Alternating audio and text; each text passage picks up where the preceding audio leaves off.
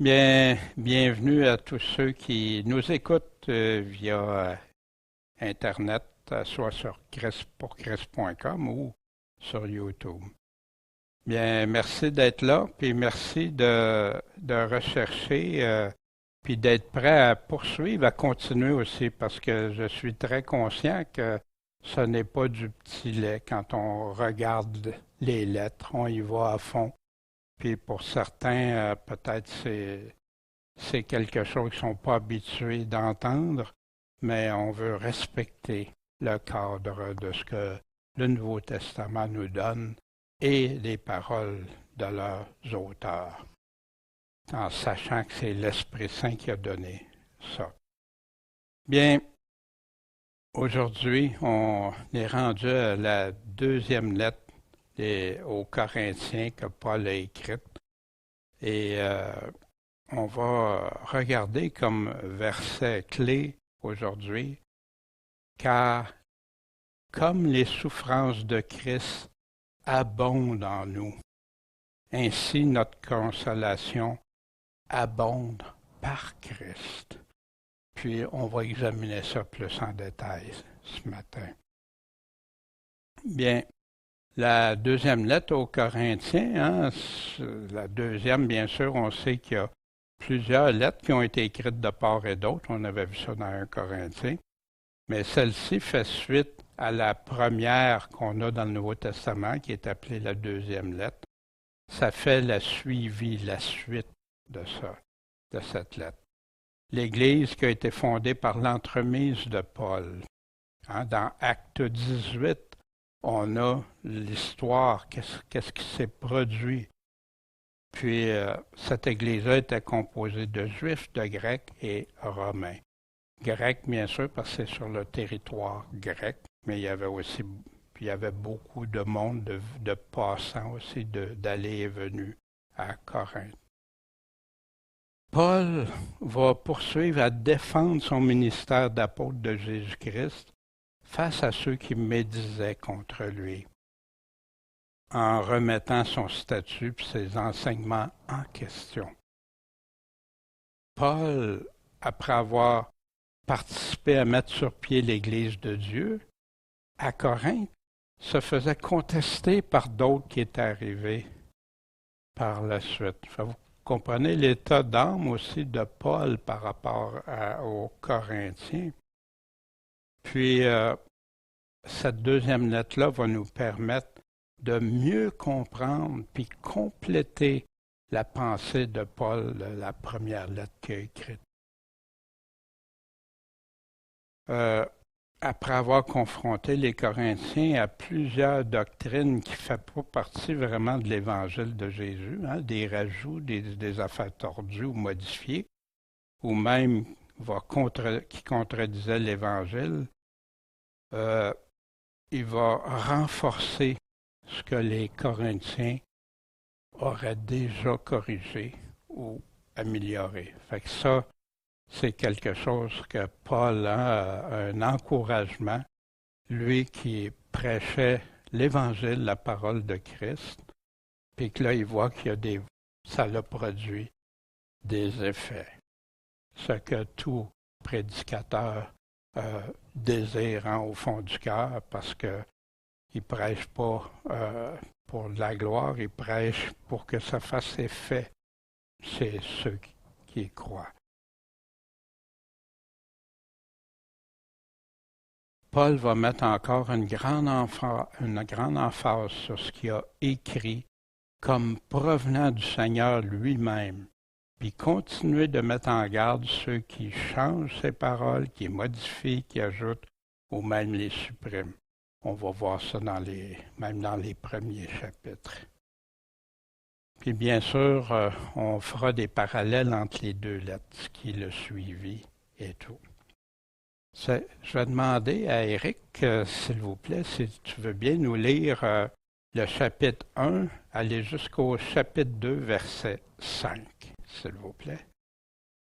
Paul, apôtre de Jésus-Christ par la volonté de Dieu, et Timothée notre frère à l'Église de Dieu qui est à Corinthe et à tous les saints qui sont dans toute l'Achaïe.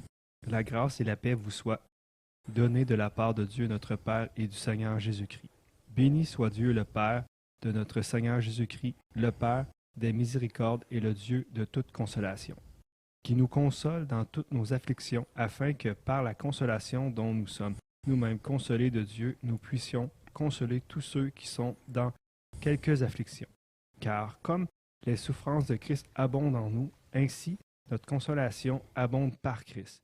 Et soit que nous soyons affligés, c'est pour votre consolation et votre salut, qui s'opère dans la patience avec laquelle vous endurez les mêmes maux que nous souffrons aussi. Soit que nous soyons consolés, c'est pour votre consolation et votre salut. Et l'espérance que nous avons de vous est ferme, sachant que comme vous avez part aux souffrances, vous aurez aussi part à la consolation. Car, mes frères, nous ne voulons pas que vous ignoriez l'affliction qui nous est survenue en Asie. C'est que nous avons été accablés excessivement au-dessus de nos forces, en sorte que nous désespérons même pour notre vie. Et nous nous regardions nous-mêmes comme condamnés à mort, afin que nous n'eussions point de confiance en nous-mêmes, mais en Dieu qui ressuscite les morts, qui nous a délivrés et nous délivre d'une telle mort. Et nous avons cette espérance qu'il nous en délivrera encore, étant aussi aidés par vous et par vos prières pour nous, afin que plusieurs personnes nous ayant fait obtenir cette faveur, plusieurs aussi en rendent grâce pour nous. Car ce qui fait notre gloire, c'est ce témoignage de notre conscience, que nous nous sommes conduits dans le monde et surtout à votre égard avec simplicité et sincérité devant Dieu, non pas avec une sagesse charnelle, mais avec la grâce de Dieu. Car nous ne écrivons pas autre chose que ce que vous lisez et que vous reconnaissez, et j'espère que vous le reconnaîtrez jusqu'à la fin. Selon que vous avez aussi reconnu en partie que nous sommes votre gloire, comme vous serez aussi le nôtre au jour du Seigneur Jésus. Et dans cette confiance, je voulais premièrement aller vers vous afin que vous eussiez une seconde grâce, et passer de chez vous en Macédoine, puis de Macédoine revenir vers vous et être reconduit par vous en Judée. Or, projetant cela, ai-je usé de légèreté, ou ce que je projette est selon la chair, que je le projette, de sorte qu'il ait eu en moi le oui, oui et le non, non. Dieu qui est fidèle m'est témoin que la parole que vous avez reçue de nous n'a point été oui et non. Car Jésus-Christ, le Fils de Dieu, qui nous a été prêché par nous, par moi et Sylvain et Timothée, n'a point été oui et non, mais il a été oui en lui. Car autant il y a de promesses en Dieu, tous sont oui en lui, et amen en lui, à la gloire de Dieu par nous. Or, celui qui nous a fermis avec vous en Christ et qui nous a oints, c'est Dieu, qui nous a aussi marqués de son sceau et nous a donné dans nos cœurs les arts de son esprit. Or, je prends Dieu à témoin sur mon âme, que c'est pour vous épargner que je ne suis pas encore allé à Corinthe. Non que nous dominions sur votre foi, mais nous contribuons à votre joie, puisque c'est par la foi que vous demeurez ferme. J'avais donc résolu à moi-même de ne point retourner chez vous dans la tristesse, car si je vous attriste, qui est-ce qui me réjouira, sinon celui que j'aurai moi-même attristé? Et je vous ai écrit cela même, afin que quand je serai arrivé, je ne reçoive pas de la tristesse de ceux qui devraient me donner de la joie. Car j'ai cette confiance en vous tous, que vous faites tous votre joie de la mienne. Car je vous écris dans une grande affliction, et le cœur serré de douleur, avec beaucoup de larmes, non pour vous attrister, mais pour vous faire connaître l'affection excessive que j'ai pour vous. Que si quelqu'un a causé de la tristesse, ce n'est pas moi seul qui a attristé, mais c'est vous tous en quelque mesure, pour ne pas exagérer. Bien, merci beaucoup, Éric, de cette lecture. Et bien sûr, vous avez remarqué qu'on n'a pas arrêté juste au chapitre 1, parce que la lettre aux Corinthiens, il semble que la personne qui a choisi de mettre les versets, les chapitres, utilisait des 18 par 18 versets. À un moment donné, ça va plus haut, à 20 quelques, mais il semble que ce soit ça. Mais l'idée était coupée par chapitre de ce que Paul est en train de dire. C'est qu'on pourra voir ça. Bien sûr, comme méthode, quelle méthode on utilise? Hein? Vous vous souvenez, la première lettre aux Corinthiens, on avait vu ça, les questions clés, des mots clés, se poser des questions pour comprendre, méditer la parole de Dieu. Bien sûr, hein, nos questions clés, le qui, le quoi, qui parle à qui, de quoi il parle, quand est-ce, c'est pour quand ou quand c'est arrivé, comment ça s'est fait ou comment ça va se faire ou comment le suivre, comment obéir, hein? Pourquoi il dit ça, pour rester attaché au contexte, hein, s'il y a des lieux ou l'ampleur, la quantité ou combien. Puis, porter attention aux mots de liaison, hein, quand il lit deux choses ensemble, quand il compare deux choses, quand il fait un contraste ou des opposés, des conditions, est-ce qu'il y a une condition pour que ce qu'il dit là se réalise ou pas? Puis, qu'est-ce qu'il fait comme conclusion, souvent avec le mot donc, hein? Tout ça. Ça fait qu'on va regarder ça ensemble en utilisant toujours en toile de fond cette méthode qui aide, je crois, beaucoup à comprendre ce que Dieu nous dit dans sa parole. Avant de débuter, bon Père céleste, c'est ta parole qu'on regarde. Tu as inspiré Paul de ton esprit à écrire ce que dans ta bonté tu permets qu'on ait aujourd'hui. Merci mon Dieu, merci pour ça. Puis puisses-tu nous guider, nous donner la sagesse spirituelle de bien comprendre ce que tu nous dis, Seigneur, pour qu'on puisse de bon cœur être prêt à mettre en pratique.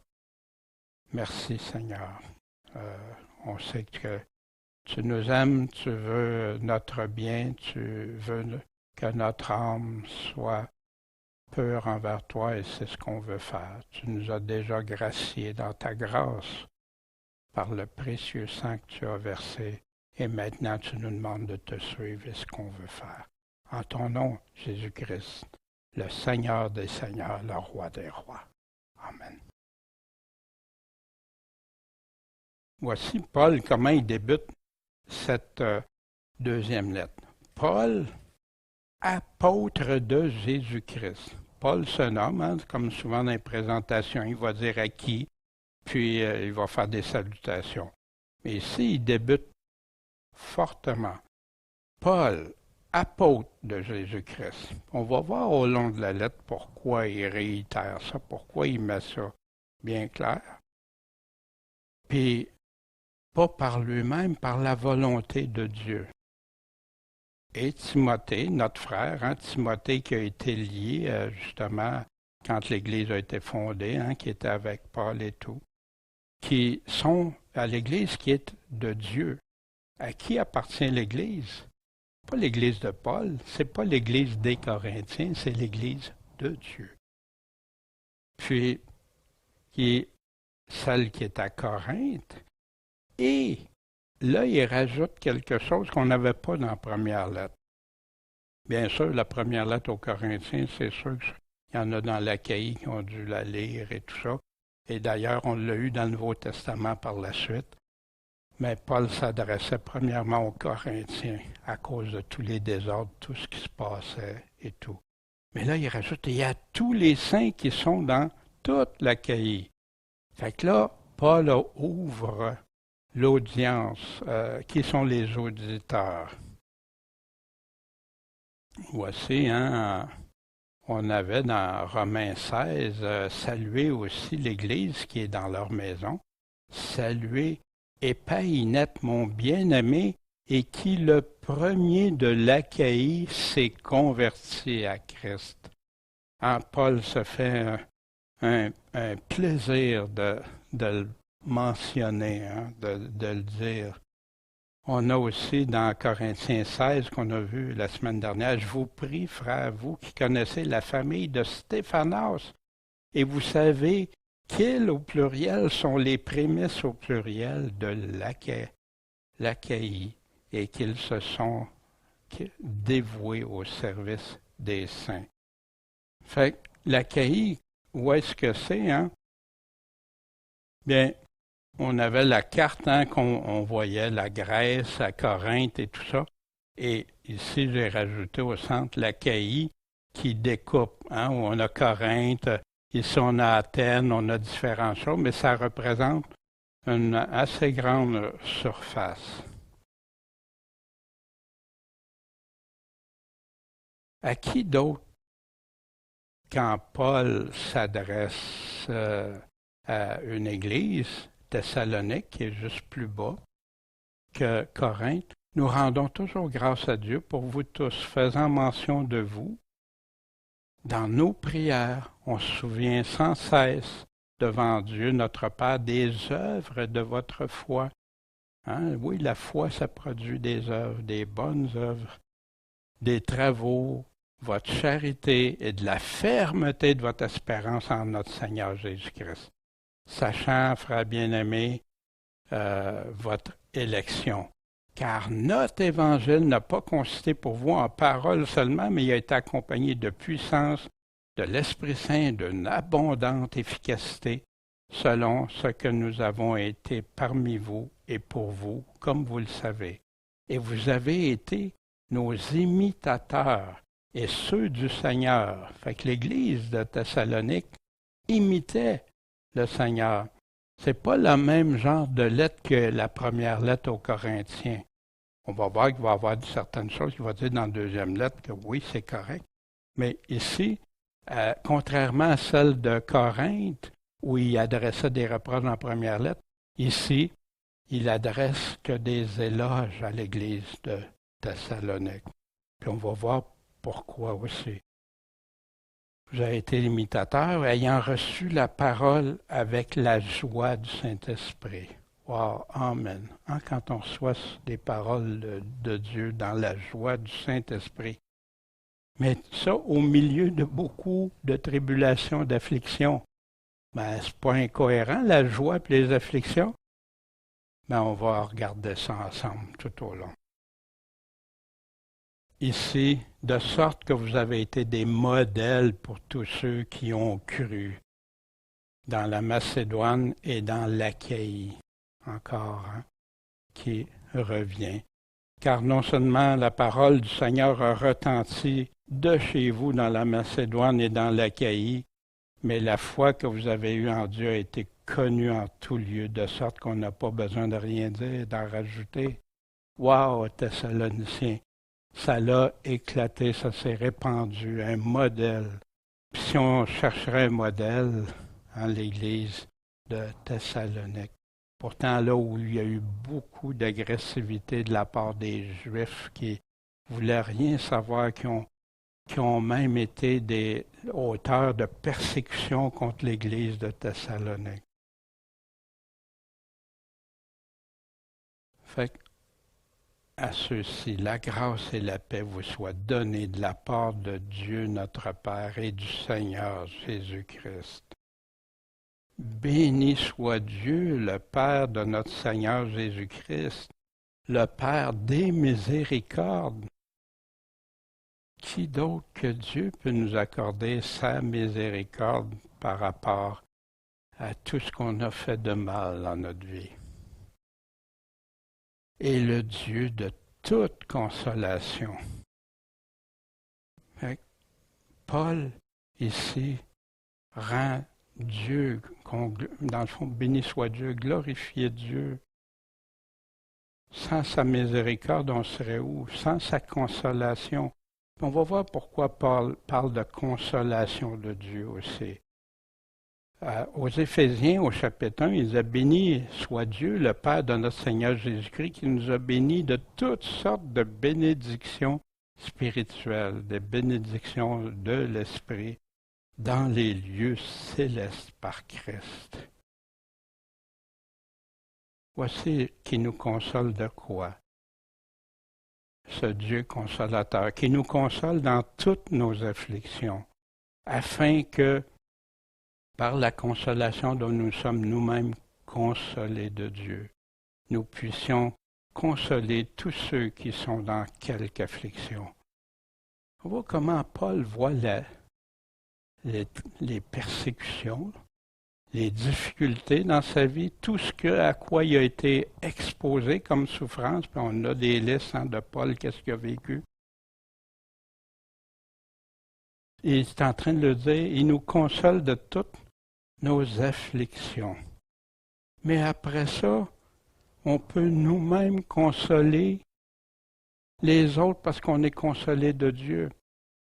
Puis qui d'autre qui peut mieux consoler ou comprendre quelqu'un qui vit des difficultés que quelqu'un qui a lui-même vécu des difficultés, puis qui a lui-même été surmonté, survécu. Puis imaginez quand c'est de Dieu, la libération vient de Dieu, la consolation vient de Dieu. Voici, Jésus parlait de consoler dans la souffrance.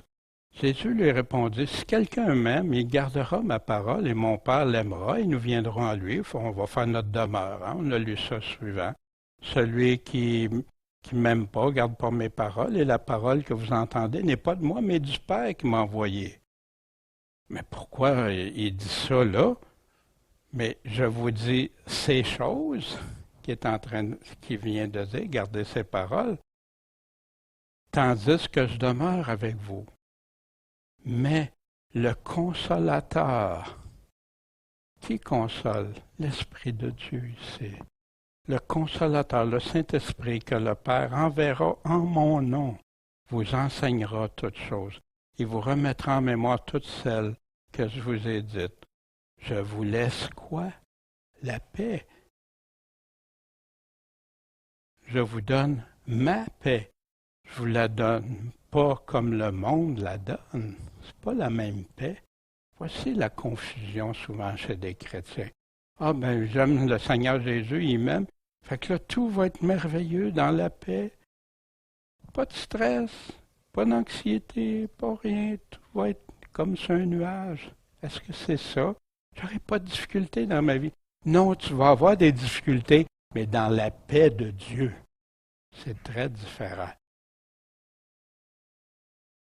Que votre cœur ne se trouble pas et ne craigne pas. Jésus va répéter ça souvent. Puis il va le dire, vous ne serez pas mieux traité que moi. Il a averti. Des troubles, des afflictions, c'est-tu nouveau dans l'Évangile? Non. On va voir bientôt. Car comme les souffrances de Christ abondent en nous, ainsi notre consolation abonde. Mais par qui? Par Christ. Fait que oui, j'ai des souffrances. Puis les souffrances de Christ peuvent se manifester de différentes façons. Quelles sont les souffrances de Christ? C'est quoi la souffrance de Christ?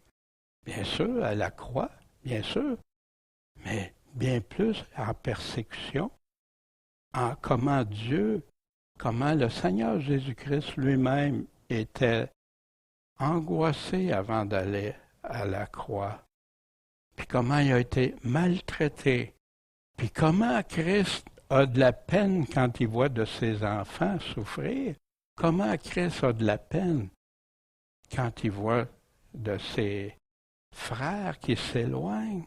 Comment c'est tout ça? Les souffrances de Christ. Mais ça peut aller loin jusqu'à mourir pour Christ, pour certains. C'est pas facile, c'est pas un discours facile, là. Les gens ne veulent pas entendre que souffrir, ça vient avec l'Évangile. Non, c'est pas agréable, c'est désagréable. Mais beaucoup oublient que ça fait partie de l'Évangile, que ça fait partie de la foi.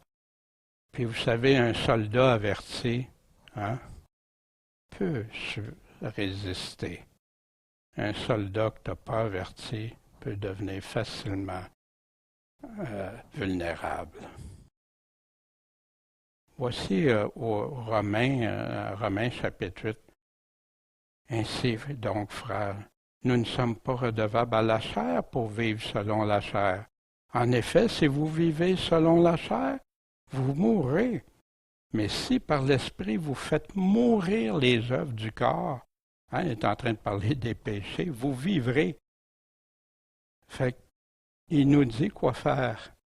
Car tous ceux qui sont conduits par l'Esprit de Dieu sont enfants de Dieu, mais pas ceux qui sont conduits par la chair. Et c'est car vous n'avez pas reçu un esprit de servitude pour être encore dans la crainte, mais vous avez reçu un esprit d'adoption par lequel nous crions « Abba, Père », car l'Esprit lui-même rend témoignage à notre esprit que nous sommes enfants de Dieu. Et si nous sommes enfants, nous sommes aussi héritiers, héritiers de Dieu et co-héritiers de Christ. Mais voici, si, aux enfants de Dieu, si toutefois nous souffrons avec lui, afin que nous soyons aussi glorifiés avec lui. Car j'estime qu'il n'y a pas de proportion entre les souffrances du temps présent et la gloire à venir qui sera manifestée en nous. Qu'est-ce qui encourage Paul ici? Qu'est-ce qui fait que souffrir va égaler bonheur, souffrir va égaler joie, souffrir va égaler consolation de Dieu, mais il faut que ce soit souffrir pour Dieu, pas souffrir par mes propres fautes ou parce que non, c'est Dieu. Pourquoi Paul souffre en se réjouissant? Allons voir. Voici ce qu'il dit aux Colossiens au chapitre 1, 24 à 29. « Je me réjouis maintenant dans mes souffrances pour vous, et j'achève de souffrir en ma chair le reste des afflictions de Christ. » Il est en train de dire que Christ n'a pas accompli assez sur la croix? Ce n'est pas de ça qu'il est en train de parler. Il est en train de parler des afflictions pour son corps. C'est quoi son corps? L'Église. Il est en train de souffrir pour l'Église, parce que l'Église appartient, c'est l'Église de Christ, l'Église de Dieu, dont j'ai été fait ministre selon la charge que Dieu m'a donnée auprès de vous, pour annoncer pleinement la parole de Dieu, toute la parole de Dieu, pas juste des petits bouts. Le mystère qui était caché dans tous les siècles, dans tous les âges, mais qui est maintenant manifesté à ses saints, à qui Dieu a voulu faire connaître quelle est la richesse de la gloire de ce mystère parmi les gentils. Savoir Christ en nous, en vous, l'espérance de la gloire. C'est lui que nous annonçons, exhortant tout homme, enseignant tout homme en toute sagesse, dans quel but afin de rendre tout homme parfait en Jésus-Christ. C'est aussi à quoi je travaille en combattant par sa vertu, par sa force, qui agit puissamment en moi. Mais Paul, a remarqué, il se réjouit. Je me réjouis maintenant dans mes souffrances pour vous, parce qu'il sait qu'est-ce qu'il y a au bout de ça. Je ne veux pas dire que Paul serait quelqu'un qui aime souffrir pour rien, loin de là. Mais il était prêt à les endurer comme un bon soldat, le combat.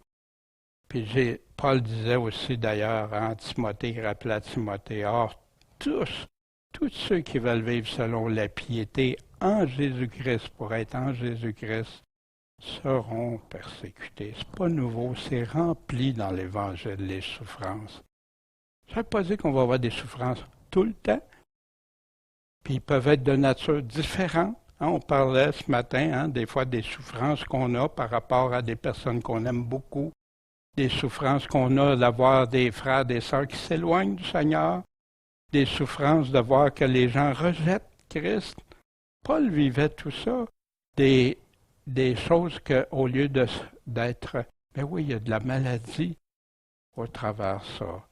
Il y a toutes sortes de choses, des persécutions, nos frères qui vivent des persécutions. Voici l'apôtre Pierre qui console, exhorte, encourage dans une des très grave période dans l'Église chrétienne sous le règne de Néron. Pierre, apôtre de Jésus-Christ, aux élus dispersés, etc., et nomme élu selon la prescience de Dieu le Père pour être sanctifié par l'Esprit. Dans quel but? Pour obéir à Jésus-Christ et pour avoir part à l'aspersion de son sang. Mais il y a une condition ici pour obéir à Jésus-Christ, pour se repentir. Tu crois, fais-toi baptiser. Tu crois, obéis à ses commandements. Mets-le en pratique, leurre-toi pas. Enseignez-leur tout ce que je vous ai commandé et enseignez-leur, observez. Je répète ça, je ne m'attendrai jamais de répéter ça, parce que c'est le cœur même de l'Évangile, de la mission que Jésus a donnée. Puis dans sa grande miséricorde, nous a fait renaître pour une espérance vivante par la résurrection de Jésus-Christ d'entre les morts, pour un héritage incorruptible, sans tache, inaltérable, réservé dans les cieux pour nous, qui, dans la puissance de Dieu, sommes gardés par la foi. Pourquoi? Pour le salut qui est prêt à être manifesté quand? Dans les derniers temps. En cela, vous vous réjouissez, quoique vous soyez maintenant attristés par un peu de temps, par diverses épreuves, puisqu'il le faut, on n'a pas le choix, afin que l'épreuve de votre foi, plus précieuse que l'or qui va périr, qui pourtant est éprouvé par le feu, vous tourne à louange, à honneur et à gloire. Paul en parlait de la gloire. Quand? Lors de l'avènement de Jésus-Christ, que vous aimez sans l'avoir connu, sans l'avoir vu, en qui vous croyez sans le voir encore, et vous vous réjouissez d'une joie ineffable et glorieuse, remportant le prix de votre foi. C'est quoi le prix? Le salut de vos âmes. Voici Pierre qui parlait dans des frères, des sœurs qui vivaient des moments terribles. La réjouissance, il y en a qui sont des plus malheureux, ceux qui pensent que c'est pour cette vie-ci. La foi, c'est ça la foi, croire que Dieu a promis que ça va se faire coûte que coûte, quoi qu'il m'arrive. Fait que si je regarde juste à mon bobo, c'est sûr que je vais me décourager. Si je regarde à Dieu, puis qu'est-ce que Dieu m'a promis, wow! Puis Dieu est capable de me donner la paix au travers de ça, mais pas comme le monde. La paix qui surpasse même toute intelligence. Jacques, frère, regardez comme le sujet d'une parfaite, une complète joie, les diverses tentations, épreuves qui vous arrivent, sachant que l'épreuve de votre foi produit la patience, la persévérance, mais que la patience ait une efficacité complète ou parfaite, afin que vous soyez complet ou parfait et accompli, ne manquant de rien. Puis c'est là qu'il dit, si quelqu'un manque de sagesse, qu'il demande à Dieu, mais avec confiance, avec foi. Dieu, c'est en toi, je me confie. J'ai besoin de ça. S'il te plaît, donne-moi la sagesse, comment composer, comment fonctionner au travers de ça. Puis Dieu va dire non. Non, Dieu donne à tous sans reproche. Mais il dit, demande-le avec confiance, avec foi. Jésus console, exhorte, encourage. Voici ce que Jésus disait. Je vous ai dit ces choses afin que vous ayez la paix en moi. Vous aurez des tribulations, des afflictions dans le monde. Mais prenez courage, j'ai vaincu le monde. Vous ne serez pas mieux traités que moi, ceux qui croient en lui. Puis Dieu merci, il permet qu'on ait des grands moments qu'on ne vit rien de souffrance, mais il y a des périodes. Puis ceux qui sont les moins bien préparés, ceux qui n'ont pas veillé, qui n'ont pas pensé qu'il quelque chose pouvait leur arriver, puis qui sont prêts à abandonner, hein, comme les semences, la semence dans les 4 terrains, hein, qui abandonnent quand ils abandonnent la foi quand il commence à avoir de la tribulation. Voici dans l'Apocalypse au chapitre 12, puis j'entendis dans le ciel une grande voix qui disait, maintenant sont venus le salut et la force et le règne de notre Dieu et la puissance de son Christ. Car l'accusateur des frères, hein, qui accusait devant la face de Dieu, a été précipité. Ils l'ont vaincu comment? Par le sang de l'agneau et par la parole à laquelle ils ont rendu témoignage. Puis ils n'ont pas préféré leur vie à la mort. Mais ceux-là, maintenant ils l'ont vaincu. Vous êtes des victorieux. Vous avez la victoire. Vous êtes en Jésus maintenant. Il n'y a plus rien après. Ne craignez pas ceux qui peuvent tuer le corps, puis après ne peuvent, mais craignez plutôt celui qui peut aussi tuer l'âme après, hein, ou aller à la seconde mort. Au verset 6, Paul continue.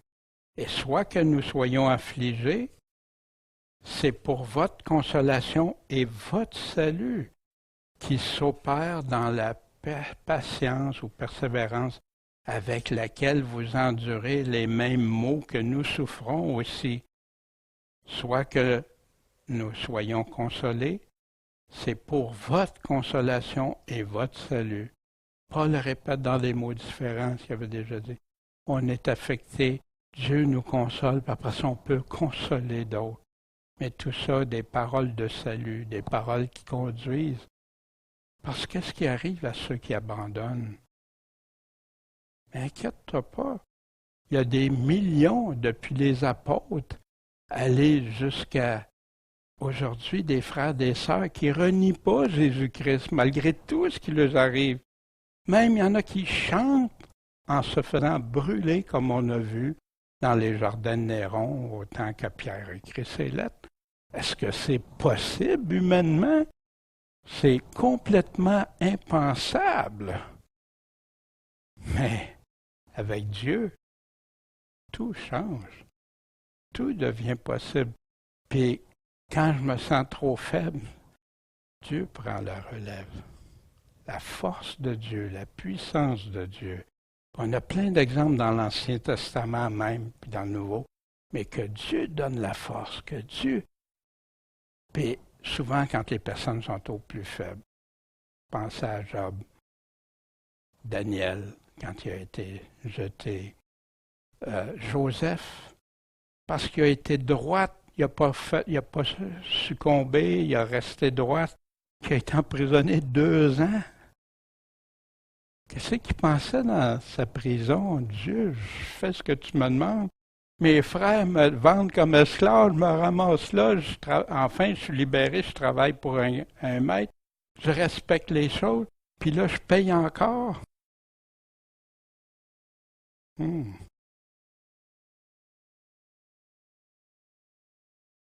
Mais ils ont tous été consolés par Dieu, hein? Et bénis par Dieu. Paul, quand il parle, hein, qu'il y avait plein de choses qu'il avait acquis, appris et tout ça dans sa vie, puis qu'il dit, ben maintenant, je regarde tout ça comme des ordures afin que je gagne Christ. C'est pour lui, Christ, mon Seigneur, que j'ai perdu toutes choses.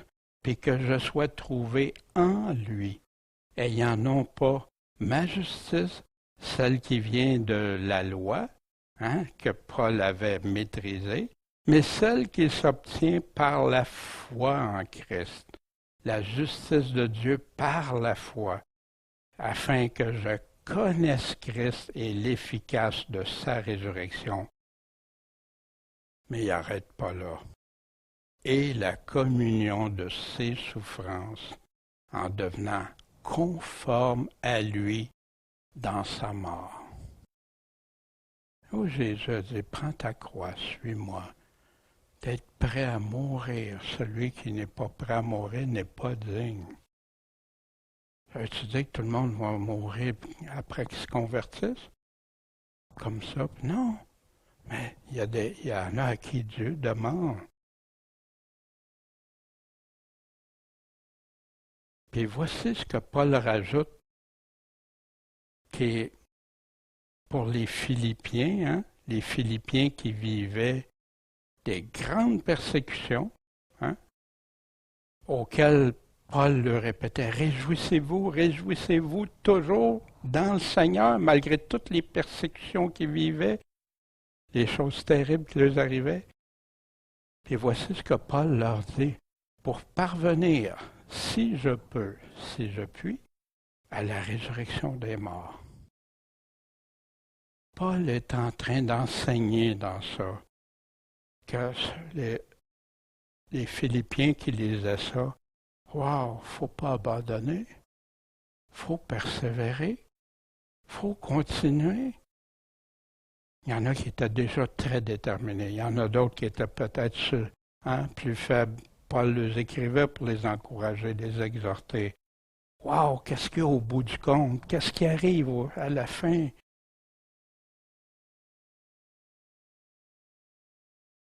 Ici, Paul revient aux Corinthiens et l'espérance que nous avons de vous est ferme, sachant que comme vous avez part aux souffrances, vous aurez aussi part à la consolation. Ben oui, vous souffrez, Dieu va être là, votre consolation. Car mes frères, on ne veut pas que vous ignorez l'affliction qui nous est survenue en Asie. C'est que nous avons été accablés excessivement. Là, il est en train de parler, hein, vous avez vivé les mêmes mots, puis tout ça. Mais là, il rajoute, il va plus loin. Ce qui nous est arrivé, on a été accablés excessivement, au maximum, à l'extrême, au-dessus de nos forces, en sorte que nous désespérions même pour notre vie. Il était plus capable, il était rendu au bout du rouleau. Quand c'est survenu, on a ça dans Acte 19. Après ça, Paul se proposa dans son esprit de traverser la Macédoine et l'Achaïe et d'aller à Jérusalem en disant, après que j'aurai été là, il faut que je vous voie à Rome. Et ayant envoyé en Macédoine 2 de ceux qui l'aidaient, Timothée et Éraste, il est demeuré encore quelque temps en Asie.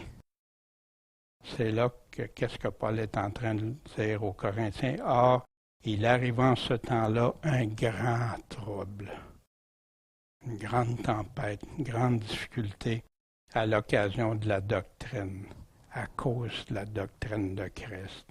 Parce que Paul s'en tenait juste à la doctrine.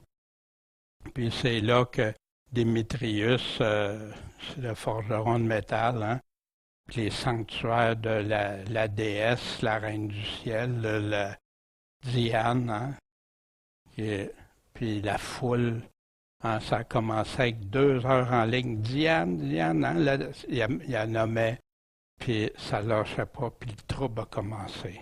Puis ça n'a pas arrêté là, c'était le début.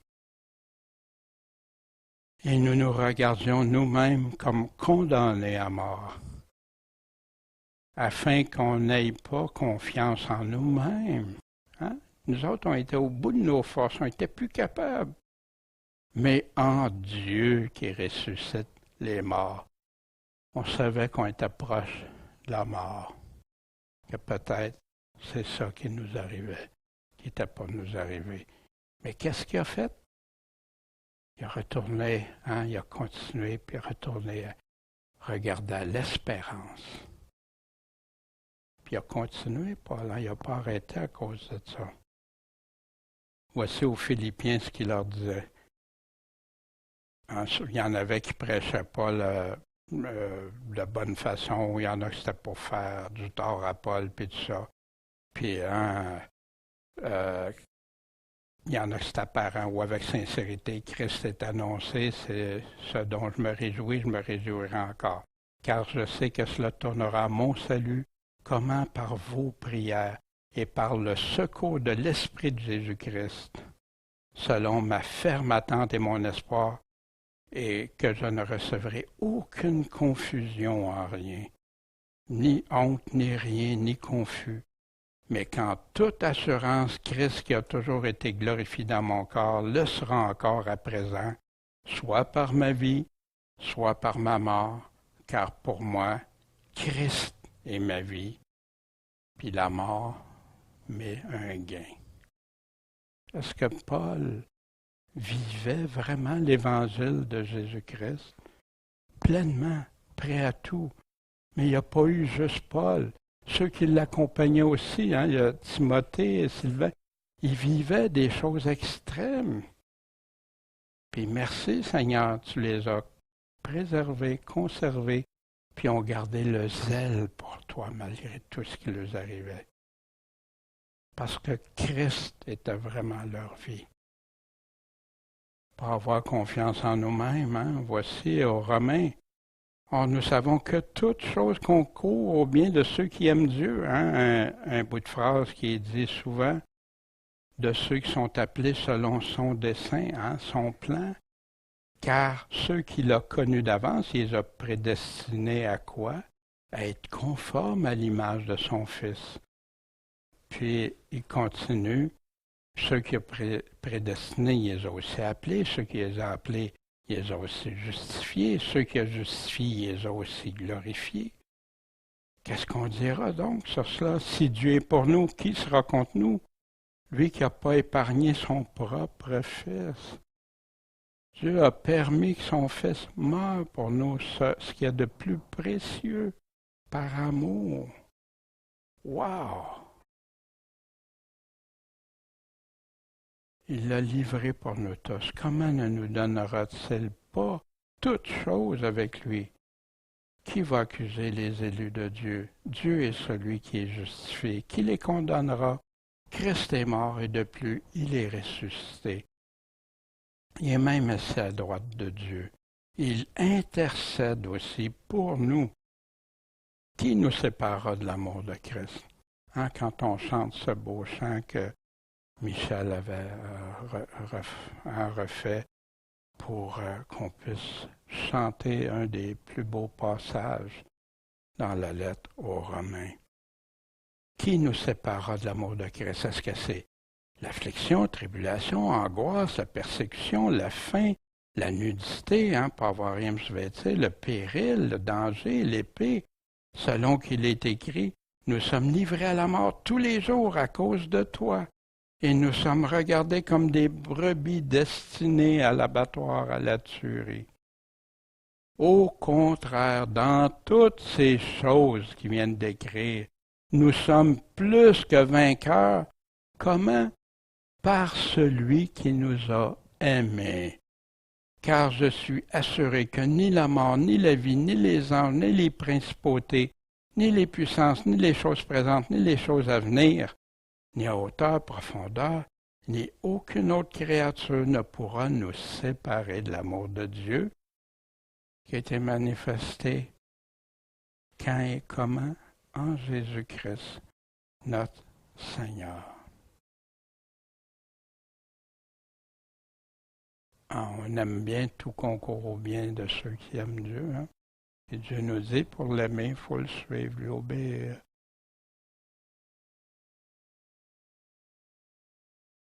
Puis Paul continue au Corinthiens, qui nous a délivrés, il nous délivre d'une telle mort et que nous avons cette espérance qu'il nous en délivrera encore. Merci Seigneur, ils ont délivré Paul et ceux qui l'accompagnaient, étant aussi aidés par vous et par vos prières pour nous. Aidés par vous et par vos prières pour nous. Paul met une grande importance à la prière. Et d'ailleurs, dans l'armement du combat, du combattant, du soldat pour Jésus-Christ, dans l'armure, il continue avec la 7e arme qui est la prière. Nous ayant fait obtenir cette faveur ou cette grâce, plusieurs en rendent grâce pour nous. Paul a été soutenu, libéré, délivré Puis Dieu répond aux prières de ceux qui lui demandent. Ils ont prié pour Paul et eux, puis Dieu les a délivrés. Romains 15, encore aux Romains, quand je vais me rendre auprès de vous, je vais venir avec la plénitude des bénédictions de l'Évangile de Christ. Je vous conjure donc, frères, pour notre Seigneur Jésus-Christ et par l'amour de l'Esprit, de combattre avec moi dans les prières que vous ferez à Dieu pour moi. Pourquoi? Afin que je sois délivré des incrédules de Judée et que mon ministère à Jérusalem soit agréable aux saints, en sorte que par la volonté de Dieu, j'arrive chez vous avec joie, puis que je me repose avec vous. Avec joie. Que Paul ne soit pas encore accablé au-delà. Par la prière, Dieu entend les prières. Est-ce qu'on prie les uns pour les autres quand on sait que quelqu'un a de la difficulté ou quelqu'un a quelque chose? Très important. Prier les uns pour les autres. Car ce qui fait notre gloire, c'est ce témoignage de notre conscience que nous sommes conduits dans le monde et surtout à votre égard avec simplicité et sincérité devant Dieu. Non pas avec une sagesse charnelle, mais avec la grâce de Dieu. Paul s'est nommé apôtre. Après ça, il a parlé des Corinthiens, puis eux qui avaient des maux, des malheurs similaires qui arrivaient. Puis après ça, Paul remet ça que ça a été même à l'extrême pour eux. Puis qu'ils ont prié, puis ils remercient. Mais il dit, il est en train d'arriver ici, on vous a parlé avec simplicité, sincérité, mais devant Dieu. On s'est conduit comme ça. Mais Paul est en train de tranquillement préparer, quand on va voir la suite d'un chapitre, pour, voici Paul, nous on souffre, nous on fait tout pour Christ. On vous parle comme ça, puis il va continuer avec la parole. On vous parle comme ça. Mais qu'est-ce que c'est en train de faire pour ceux qui décrivent Paul, qui attaquent Paul?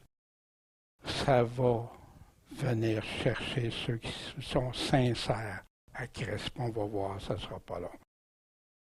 Premièrement, la faveur ou grâce, ce qui vient du mot strong dans le mot grec 54-85, peut vouloir dire grâce.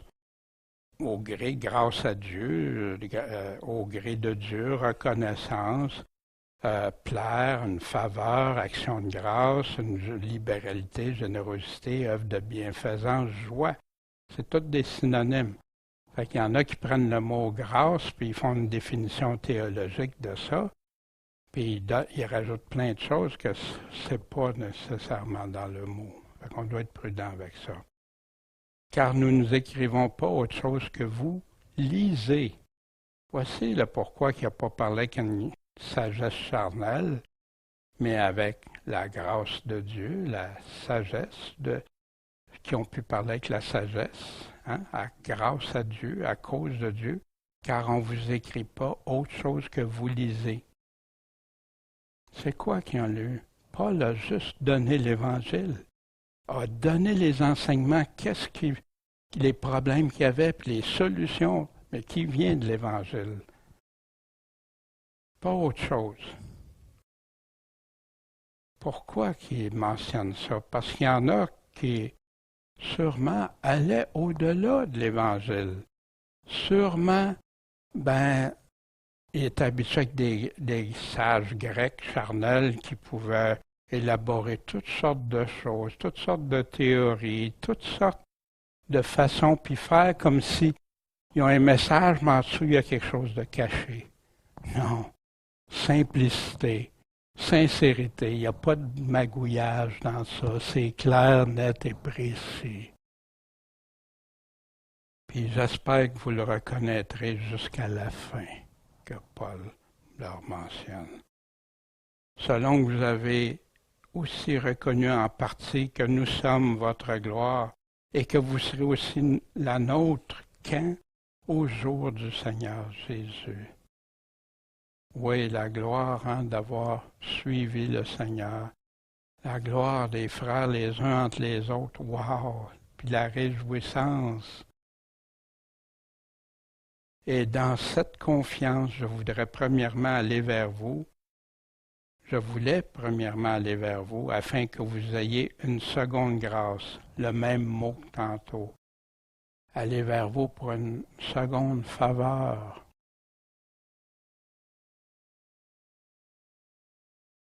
Et passer chez vous en Macédoine, puis de Macédoine revenir vers vous et être reconduit par vous pour aller en Judée. Vous vous souvenez, il a parlé de ça, on va voir le passage dans quelques instants.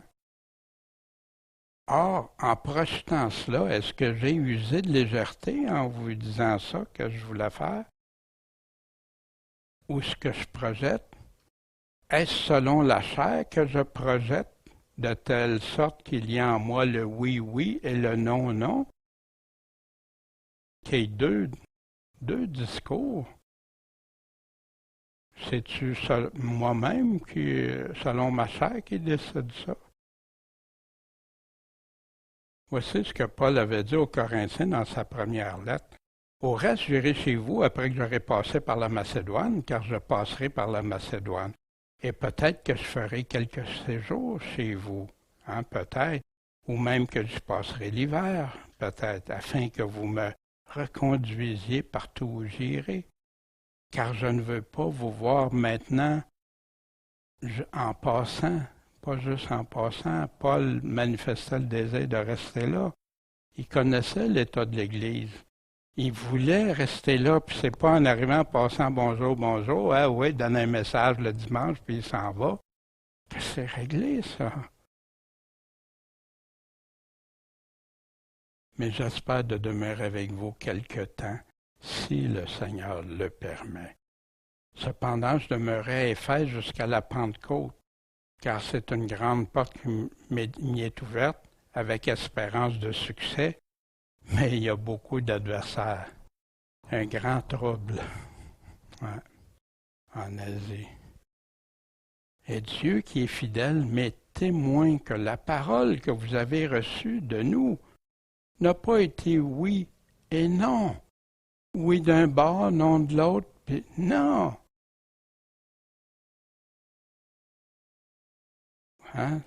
Il y avait cette parole que Jésus nous a dit, ce commandement, mais que votre parole soit oui, c'est oui, non, c'est non. Ce qu'on dit de plus vient du malin. C'est une expression qui était connue et dont l'apôtre et ceux qui suivaient l'Évangile connaissaient très bien. Car Jésus-Christ, le Fils de Dieu, qui vous a été prêché par nous, par moi et Sylvain et Timothée, n'a pas été oui et non, mais ça a été oui en lui. Il n'y a pas de deux côtés, il n'y a pas de... C'est clair. Voici. Puis voici, il va rajouter, car autant il y a de promesses en Dieu, toutes sont oui en lui, et amen, ainsi soit-il, en lui, à la gloire de Dieu par nous. Fait que Paul est en train de dire ici, ce qu'on vous a écrit, allez, on n'a pas besoin d'aller au-delà de ça. Restez dans ce qui est écrit. Puis c'était simplement, avec sincérité, puis voici, quand on vous a prêché la parole, c'était pas ambivalent, c'était oui d'un bord, puis non de l'autre, puis après ça non, puis tout ça, comme beaucoup enseignent dans la confusion. C'est clair, net, précis. Puis, quel Jésus qu'on vous a prêché? Jésus-Christ, le Fils de Dieu. Puis, il le rappelle, clair, net et précis. Pas des deux côtés de la bouche, clairement. Or, celui qui nous a fermis avec vous en Christ et qui nous a oints, c'est qui? C'est Dieu. Puis, qui nous a aussi marqués de son sceau et nous a donné dans nos cœurs les arts de son esprit. Le sceau, scellé, comme Puis les arts, ben, c'était un mot qui était utilisé, un mot grec, pour, qui est traduit en français bien sûr, monnaie donnée en gage d'un futur paiement, en attendant que le solde soit payé. C'est un acompte. C'est une part, une partie. Voici, Paul va le réutiliser au chapitre 5, puis on va voir son contexte qui est très intéressant quand on va le voir. Si toutefois nous sommes trouvés vêtus et non pas nus, car nous qui sommes dans cette tente, nous gémissons sous le poids parce que nous souhaitons non d'être dépouillés, mais d'être revêtus, afin que ce qui est mortel soit absorbé par la vie. Et celui qui nous a formés pour cela, c'est Dieu qui nous a aussi donné quoi? Les arts de son esprit. Un acompte, un début. C'est pas fini. Quant à la transformation, la résurrection, transformation, changer, tout va changer là, à 100%. Or, je prends Dieu à témoin sur mon âme. C'est une phrase lourde, ça, de conséquences, si c'est pas vrai, hein? Prendre Dieu à témoin, hein? Il y en a qui prennent le nom de Dieu en vain facilement pour toutes sortes de choses. Oui, je te jure devant Dieu, ou je te le dis, tu sais, ou devant Dieu, ou je prends Dieu à témoin sur mon âme, que c'est pour vous épargner que je ne suis pas encore allé à Corinthe. Pourquoi Paul le dit ça? Hein, vous vous souvenez, voulez-vous que j'y aille avec douceur ou avec la verge? Paul ne les sentait pas encore prêts. Imaginez, tu as été l'instrument de Dieu pour partir une assemblée pour Dieu. Cette assemblée-là, ça va tout croche pour plusieurs. Il y en a des sincères, il y en a des fidèles, mais beaucoup se détournent. Il y a toutes sortes de choses qui se produisent là.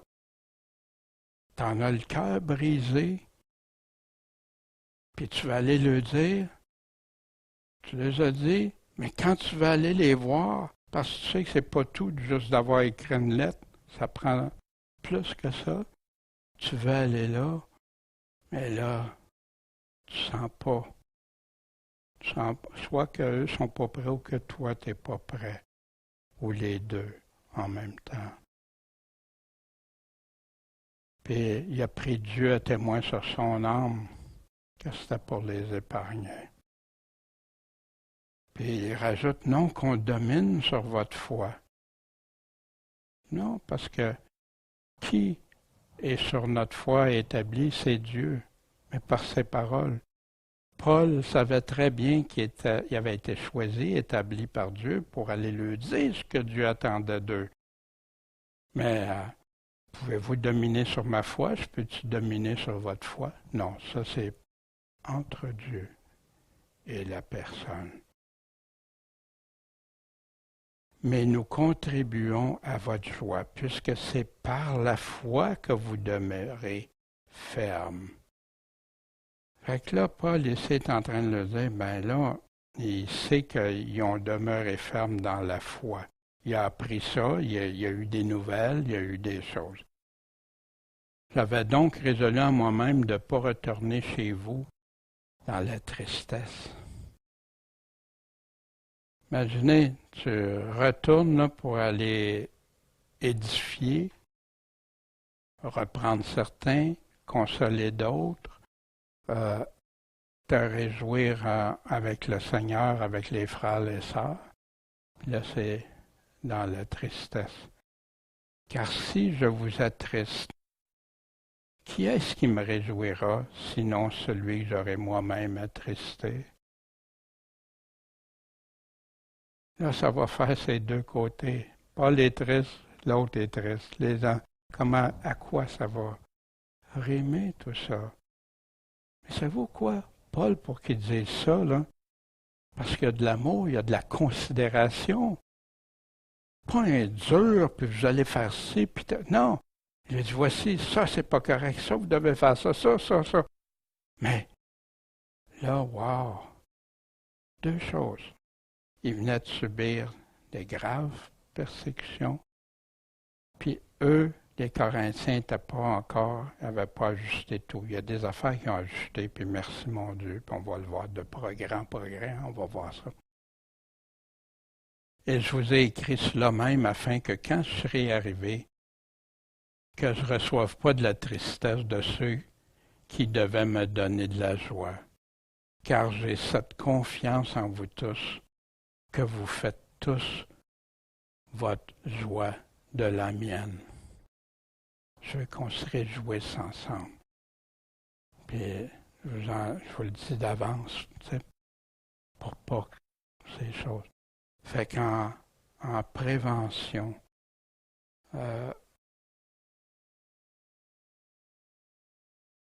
puis voici ce que Paul va dire. Hein, on a vu qu'on a dépassé le chapitre 1, hein, bien sûr, parce que c'est très important ce que Paul est en train de le dire. Quand je vous ai écrit, hein, il parle sûrement de sa première lettre, ou en tout cas la première qu'on a, peut-être d'autres lettres aussi. Je vous ai écrit dans une grande affliction et le cœur serré de douleur avec beaucoup de larmes. Quand Paul les a écrits, là, c'était pas moi le boss, je vais le dire, moi l'apôtre avec l'autorité de Dieu, je vais le dire ça. Non. Paul le faisait avec grandes larmes, avec le cœur déchiré. C'est ça un pasteur, une personne qui veut conduire quelqu'un, c'est ce que Paul faisait. Non pour vous attrister, mais pour vous faire connaître l'affection excessive que j'ai pour vous. Paul était déchiré en ce que Dieu dit, puis en ce qu'il les voyait faire, son devoir de les avertir, son amour qu'il avait pour eux, puis de voir qu'est-ce qu'il y en a qui venaient, des loups ravissants qui venaient gâter tout ça. Que si quelqu'un a causé de la tristesse, c'est pas moi seul qui l'a attristé, mais c'est vous tous en quelque mesure pour pas exagérer. Il y en a, s'il y a quelqu'un qui a causé de la tristesse dans l'Église, c'est pas juste moi qui ai attristé. Il n'a attristé pas d'autres dans l'Église, dans ça. Puis, c'est vous tous en quelque mesure, fait que ça devrait normalement être tous ceux de l'Église qui auraient été attristés. On va voir par la suite où Paul s'en va avec tout ça. Ce matin, Paul a débuté en appuyant son statut d'apôtre de Dieu. Puis, il démontre qu'il accompagne ça les souffrances extrêmes qu'il en subissait. Mais qu'en se confiant totalement à Christ, il en était grandement consolé puis délivré, comme ça arrive aux chrétiens qui s'en remettent totalement à Dieu par la foi. Seul Dieu a et accordera la paix en Jésus-Christ pendant des situations humainement insurmontables. Humainement, c'est impossible, mais avec Dieu, c'est possible. Mais divinement secouru. Humainement, ça ne marche pas, mais avec Dieu, ça marche. Soutenu, puis même avec joie. Moi, ça dépasse toujours moi. Puis ça m'a donné... Autant j'avais peur quand je lisais tout ce qui est arrivé, des choses atroces dans l'histoire de l'Église chrétienne, à des véritables chrétiens, puis ça me mettait... Ah, puis Dieu, pourquoi tu permets ça, puis ça? Puis après, j'ai vu des fruits de ça, puis c'est à partir des fois de un qui meurt, qu'il y en a plein d'autres qui se sont convertis. Ils ont vu une foi authentique. Ils ont vu des gens chanter en brûlant. Ils ont vu des gens prêts à tout perdre par amour de Dieu. Pourtant, ils les connaissaient avant, ils disaient c'est impossible qu'ils soient comme ça, eux autres. Ils faisaient ci, ils faisaient ça. Puis là, tout à coup, non, prêts à tout. Puis ceux qui ont traversé des épreuves ont souvent plus de compréhension et d'empathie pour aider à encourager ceux et celles qui vivent des situations difficiles. Puis ici, Paul nous parlait spécifiquement de Dieu qui console. Je vous enverrai le consolateur. Paul, Pierre, Jude, Jacques, Jean ont toujours prêché le même évangile que Jésus a prêché, prêt à tout pour le suivre, quel que soit. Aujourd'hui, cette valeur dans les églises, on n'entend plus prêcher. Oh, Christ est mon sauveur et mon Seigneur, mais c'est mon sauveur, même s'il n'est pas vraiment le Seigneur de ma vie parce que je fais à ma tête. Mais non, parce que Jésus a dit, il faut qu'il devienne ton Seigneur pour être ton sauveur. Ça va ensemble. Puis on ne sait pas la part qui appartient à chacun. Et toi, crois-tu cet évangile-là? Es-tu prêt à dire, ben Dieu, coûte que coûte, qu'est-ce qui arrive? Je ne sais pas la part. Hein? On sait qu'on voit toutes sortes de choses se produire aujourd'hui. Mais ne vous troublez pas. Ayez la paix en moi. Je vous donne ma paix, pas comme le monde. Troublez-vous pas, inquiétez-vous pas. Mais suivez-moi. Veilles-tu? T'es-tu préparé au cas où? Pas t'inquiéter pour te rendre malade avec ça, non. Dieu, tu l'as dit, Dieu, ça arrive. Tu nous as dit, oui, il y aurait des tremblements de terre, oui, il y aurait des famines, oui, il y aurait des épidémies, oui, il y aurait des guerres, oui, il y aurait des nations contre nations, des puissances contre puissances. Oui, oui, oui, hein, sur plein de choses. Mais inquiétez-vous pas, je suis là, puis il est là pour veiller sur nous. Puis Dieu a délivré, en a délivré beaucoup. Puis il va continuer. Est-ce qu'on a cette confiance? Puis l'amour de Paul se démontre dans la manière qu'il agit envers les Corinthiens. L'Église de Dieu dont Paul a été l'instrument, mais comment? En prêchant seulement la parole, mais pas juste prêcher la parole, la vivre aussi. Prêt à tout. Et c'est ce qu'il a démontré aux Corinthiens quand il leur parlait des souffrances extrêmes. C'est un vrai de vrai. Puis il a été dans la simplicité, puis il a parlé des choses comme Dieu le dit.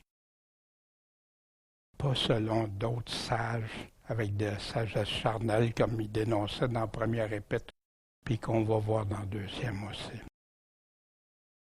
Bien bon, Père Céleste, merci. On ne comprend pas toujours pourquoi la souffrance et tout, mais on sait que tu vois tout ça, tu sais tout ça, puis tu es celui en qui tu veux qu'on place notre confiance. Tu as délivré, Seigneur, tu fais de grandes choses, puis tu donnes la force à qui en a besoin. Fait que Seigneur, merci. Merci aussi parfois des épreuves qui nous aident à devenir plus déterminés envers toi, se débarrasser de choses qui nuisent à notre âme dans notre vie. Puis, Seigneur, si on a des frères et sœurs qui vivent ça présentement, que tu les accompagnes, que tu les fortifies, puis qu'ils gardent, qu'ils soient de la bonne semence, qui persévère, qui chemine en toi, qui se fortifie. Puis Seigneur, donne-nous de veiller et prier aussi, comme tu nous as répété si souvent, et de persévérer jusqu'à la fin. En ton saint nom, Jésus-Christ, Maître et Sauveur. Amen. Car comme les souffrances de Christ abondent en nous, ainsi notre consolation abonde par Christ.